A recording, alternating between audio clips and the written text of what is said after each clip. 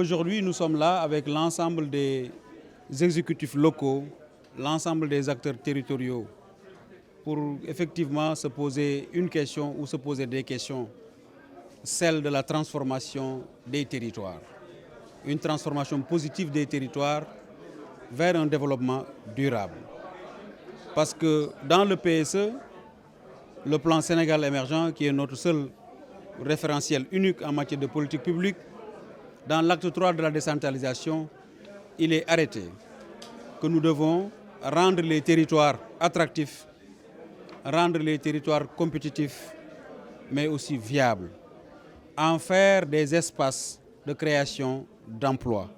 C'est la raison pour laquelle nous avons convié l'ensemble des partenaires techniques, l'ensemble des élus locaux, des maires, des présidents de département, mais aussi du monde universitaire, pour réfléchir ensemble sur un thème qui est extrêmement important, c'est-à-dire le numérique, intercommunalité numérique.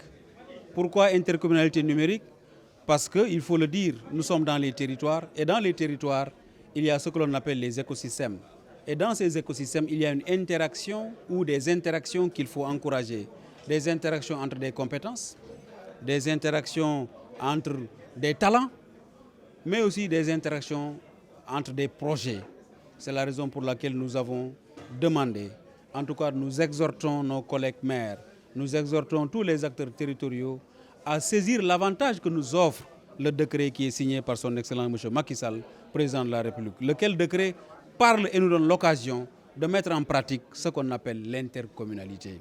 Cette intercommunalité, c'est celle du numérique, parce que le numérique, il faut le dire, nous sommes tous d'accord là-dessus. Le numérique est un facteur porteur d'avenir.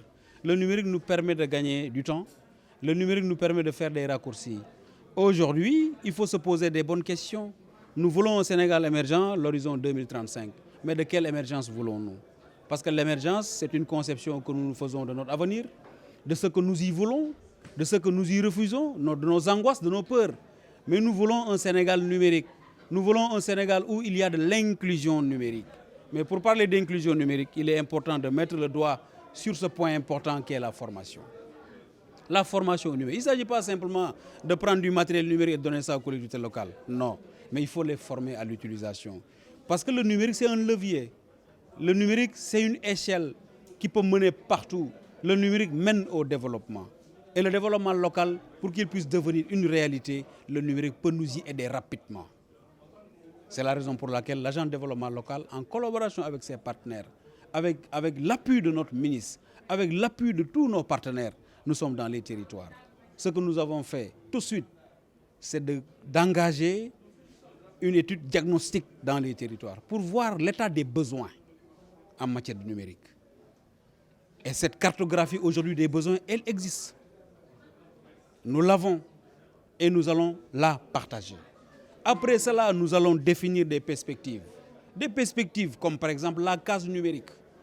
Nous voulons implanter des cases numériques partout dans le Sénégal. La case numérique, c'est quoi? C'est un projet intégré. Dans la case numérique, il y a tout. Comment faire en sorte que le numérique peut nous aider dans nos préoccupations dans l'élevage? Comment le numérique peut nous aider dans nos préoccupations dans le commerce? Comment le numérique peut nous aider dans la gestion de nos marchés? Parce que dans les territoires, il y a ce que l'on appelle les marchés, c'est des luuma. Les luuma, c'est des marchés hebdomadaires. Or, les luuma, dans l'économie rurale, constituent le cœur de l'économie rurale. Comment gérer cet espace-là qui est informel? Qu'est-ce qu'il faut dire en se posant cette question? Qu'est-ce que nous gagnons en formalisant notre économie informelle? Qu'est-ce que nous perdons en ne pas la formaliser? Alors, le numérique va jouer un rôle à ce niveau-là. Alors, comment le numérique peut nous aider pour régler nos questions de santé? Comment le numérique peut nous aider à régler des questions qui sont liées à l'éducation, qui constituent une compétence transférée, qui est transférée, mais qui, quelque part, l'exécutif local a des difficultés pour gérer cette compétence-là. Le nombre d'écoles, le nombre d'élèves, le taux d'abandon, les abris provisoires, c'est combien? Toutes ces informations-là, le numérique peut nous aider. Mais pour que le numérique puisse nous aider, il faudrait que cette volonté affichée soit partagée avec l'ensemble des acteurs. C'est ce que nous sommes en train de faire aujourd'hui.